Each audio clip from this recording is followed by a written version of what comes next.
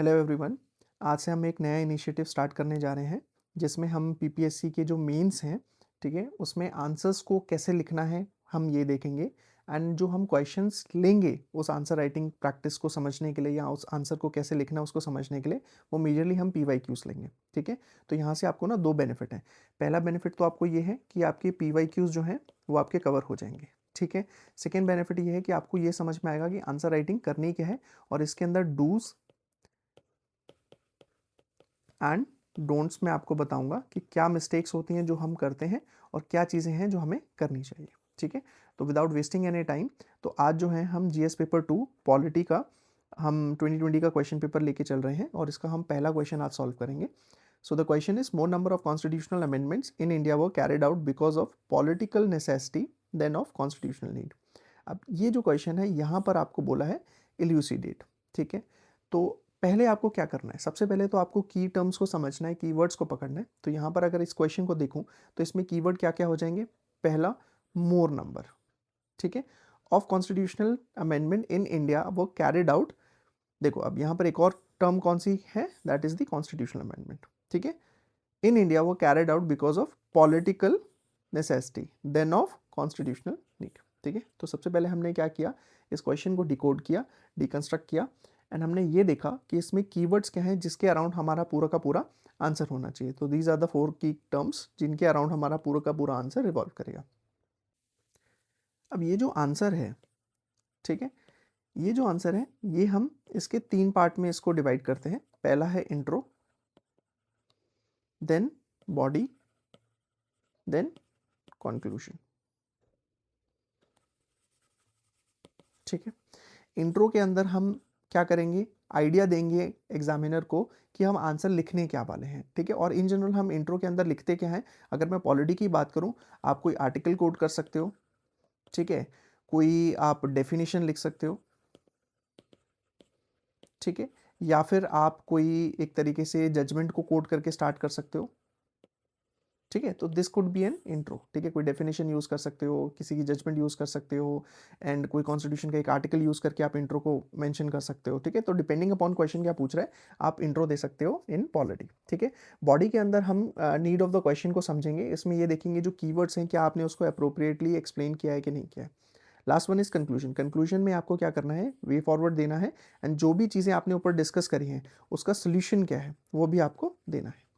ठीक है, because without giving any solution उस आंसर को लिखने का कोई बेनिफिट नहीं है। तो इस क्वेश्चन की अगर मैं नीड को समझूं तो यहाँ पर जो क्वेश्चन है उसमें एक काइंड ऑफ आप कह लो कि प्रॉब्लम है जिसको आपको सॉल्व करना है। एंड प्रॉब्लम है क्या कि जो कॉन्स्टिट्यूशनल अमेंडमेंट्स हैं, ठीक है, या तो वो पॉलिटिकल नेसेसिटी की वजह से हो रहे हैं या फिर कॉन्स्टिट्यूशनल नीड्स की वजह से हो रहे हैं।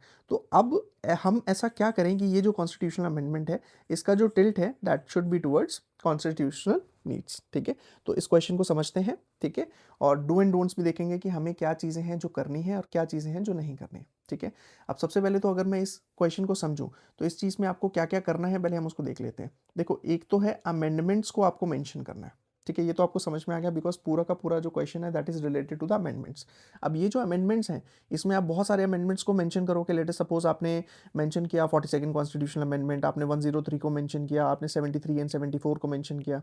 तो जब ये अमेंडमेंट्स को मेंशन करोगे ना, इनको बुलेट पॉइंट्स में लिख के नहीं छोड़ देना है कि 42nd constitutional amendment, 103 constitutional amendment, 73 and 74। आपको क्या करना है, ये मेंशन करना है कि इनकी रेलेवेंस, जो आप चीज़ लिख रहे हो, चाहे आप पॉजिटिव में लिख रहे हो या नेगेटिव में लिख रहे हो, उनके साथ इनका कनेक्शन क्या है वो मेंटेन करना बहुत इंपॉर्टेंट है। फॉर एग्जांपल आपने लिख दिया 42nd कॉन्स्टिट्यूशनल अमेंडमेंट। ठीक है, इसको आप क्या लिख सकते हो, मिनी कॉन्स्टिट्यूशन। ठीक है, तो यहाँ से एक कीवर्ड हो गया जो कि एग्जामिनर को ये आइडिया देगा कि आपकी understanding about the subject and the answer is very good. तो अब ये इतना लिख के नहीं छोड़ देना है, बट ये कैसे आपसे जो आंसर पूछा गया है उससे रिलेट कैसे कर रहा है वो आपको मेंशन करना है। समझ रहे हो? ठीक है, कि उसका रिलेशन क्या है। सिमिलरली आपके सिलेबस में ना बहुत सारी की टर्म्स हैं, उनको आपको यूज करना है। ठीक है, की टर्म्स या कीवर्ड्स आप बोल देते हो, ये आपके आंसर में रिफ्लेक्ट होना बहुत इंपॉर्टेंट है। ठीक है, किस टाइप के आपके keywords, for example constitutional morality.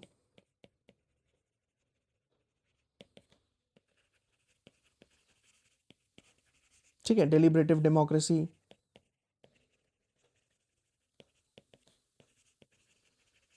ठीक है, जुडिशरी,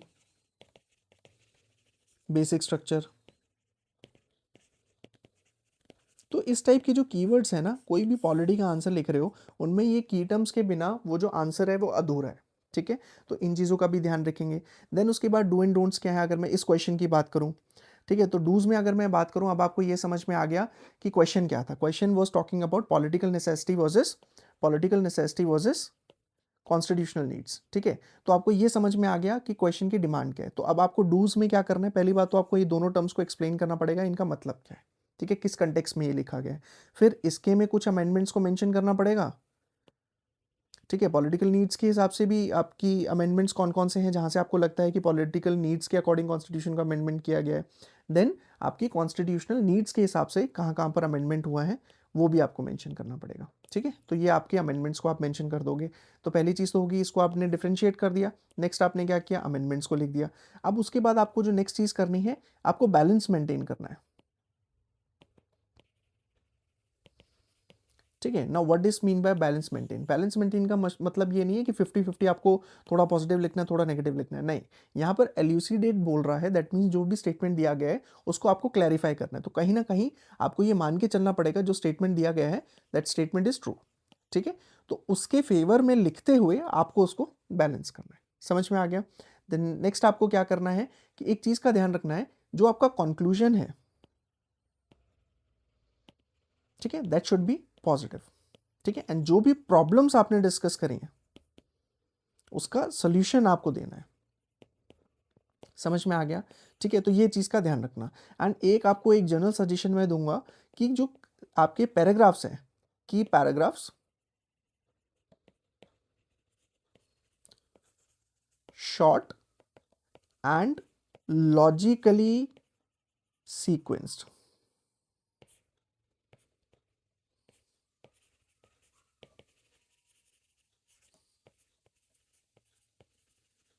समझ में आ गया। उनके बीच में एक लॉजिक डेवलप होना चाहिए जो भी आप पैराग्राफ्स लिख रहे हो। ठीक है, तो ये तो हो गए आपके डूज।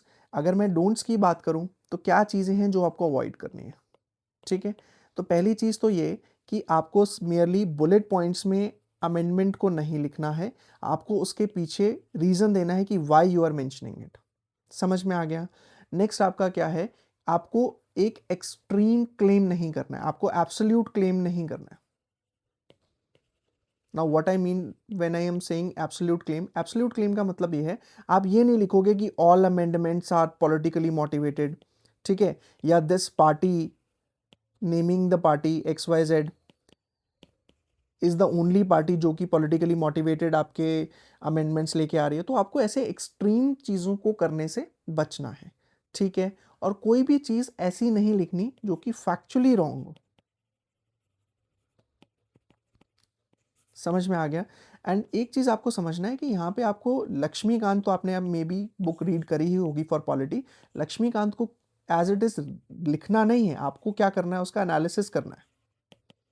ठीक है, it is not about what you had read in Laxmikanth. तो जो लक्ष्मीकांत में पढ़ा है वो उसको एज इट इज लिखना नहीं है, बट वहाँ पे उसका एनालिसिस करना है, उस नॉलेज के बेसिस पे आपको आंसर को लिखना है।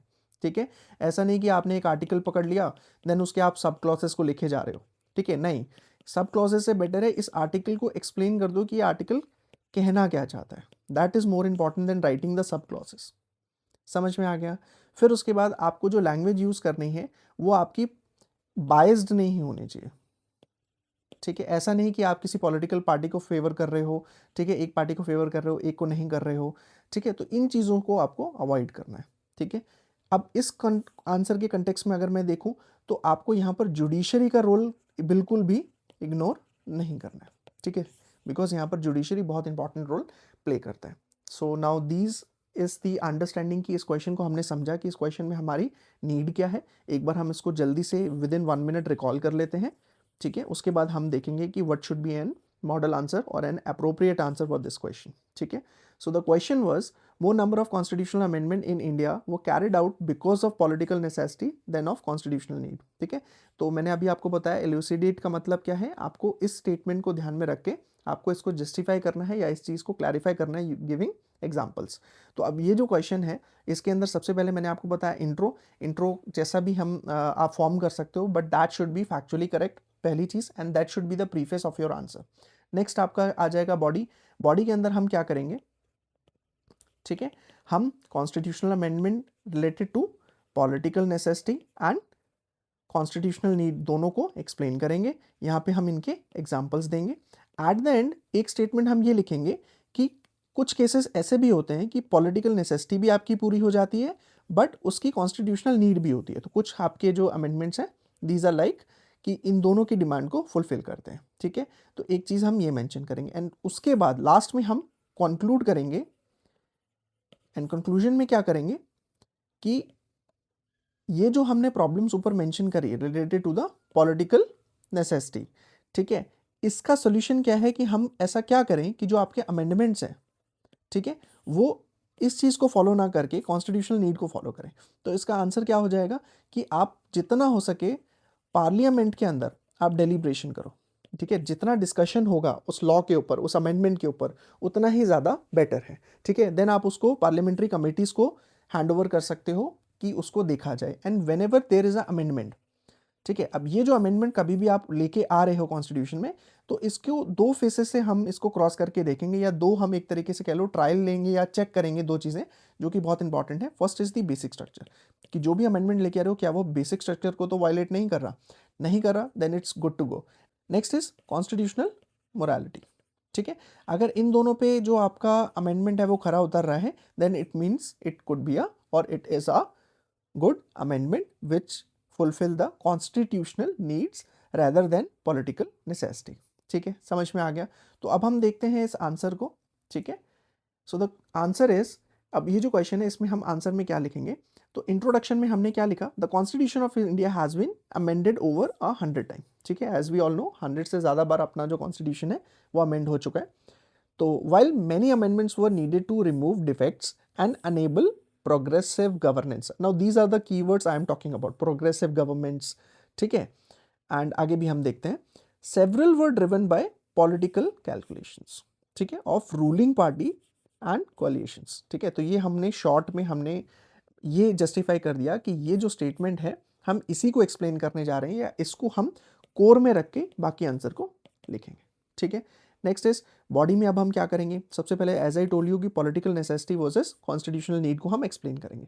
तो पहले हमने ले लिया कॉन्स्टिट्यूशनल नीड में हमने क्या लिखा, constitutional need arises when amendments are required to implement directive principles and socio economic justice.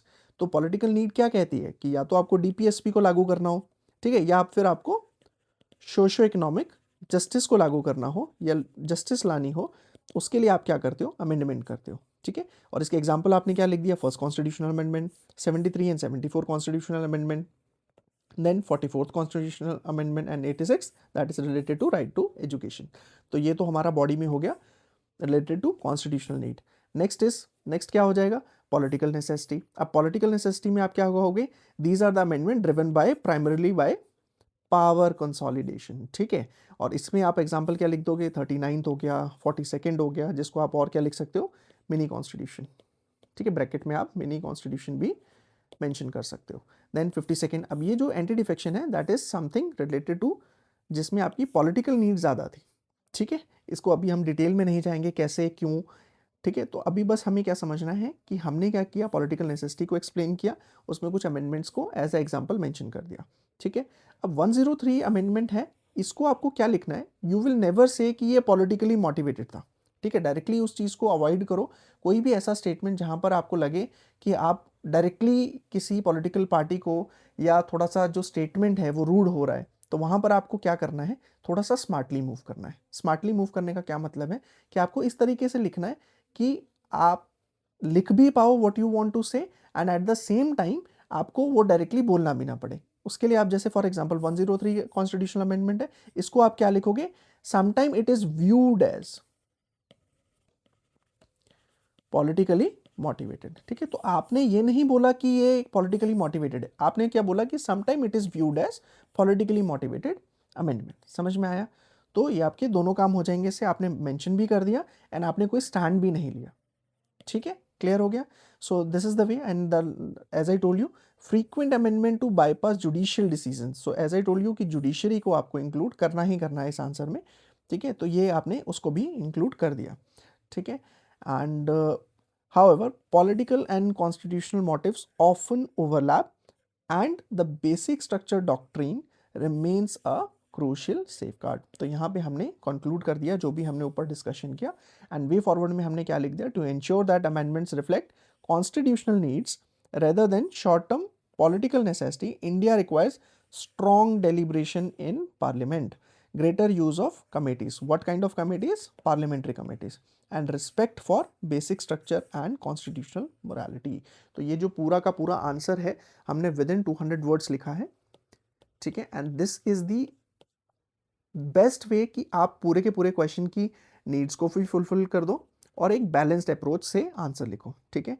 So this is the answer. आप इसको एक बार रीड करिए, अगर कोई डाउट है, कुछ आपका क्वेरी है रिलेटेड टू द क्वेश्चन, आप कमेंट सेक्शन में पूछ सकते हैं, ठीक है? एंड अब ये तो हो गया आज के लिए क्वेश्चन। तो कल हम क्या करेंगे, कल हम एक टॉपिक डिस्कस करने वाले हैं। कल का जो क्वेश्चन रहेगा that is question number 3 of the same question paper, analyze the major issues creating tension in relationship between the center and the state with reference to the recent controversies। so ये जो question है ये अभी भी 2025 के लिए भी relevant है। तो आई वांट कि आप सब इस पे आंसर लिखें एंड कल I will explain model answer, ठीक है? एंड उसमें भी मैं आपको बताऊंगा कि डू एंड डोंट्स क्या हैं, कि क्या चीज़ें आपको इग्नोर करनी है और क्या चीज़ें हैं जो आपको लिखनी है उस आंसर के अंदर। तो आई होप ये जो हमने एक इनिशिएटिव लिया है ये आप सबको पसंद आएगा।